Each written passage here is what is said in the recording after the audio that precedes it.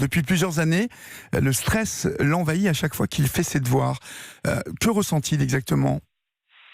En fait, il a beaucoup d'angoisse. Il pense qu'il va pas y arriver. Il commence à se stresser tout, enfin, sans même avoir commencé l'exercice. Il pense tout de suite qu'il va le rater. Voilà, il a eu aussi pas mal de fois des maux de ventre avant d'aller à l'école, des Oui. choses comme ça. Il vous dit Voilà. textuellement « je ne vais pas y arriver ». Oui. Il me dit de toute façon ça sert à rien, je vais pas y arriver. Enfin là ça va un peu mieux depuis quelques temps, mais voilà, ça a souvent été un gros problème. Est-ce que vous savez d'où ça vient ? Savez-vous s'il a subi des échecs particuliers lors de sa petite enfance ou même au début, au CP, qui pourraient expliquer cette non-confiance en lui ?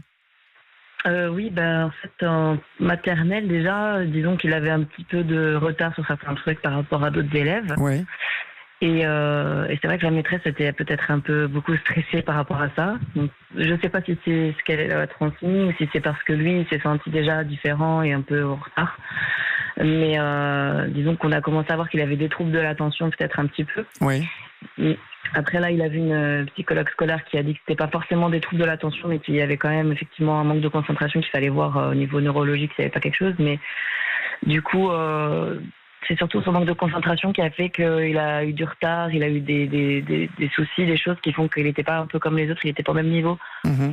Alors je sais que vous le rassurez beaucoup, souvent, et que ça l'aide. Que lui dites-vous exactement ?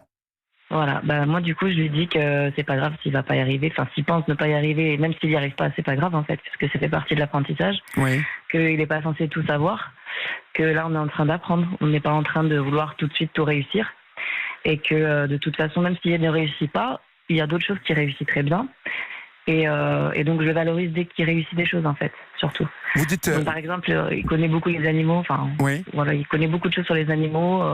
Voilà, dès qu'il y a des reportages ou quoi, il est dessus. Dès qu'il y a des livres sur les animaux à l'école, il les emprunte. Et du coup, je valorise par rapport à ça.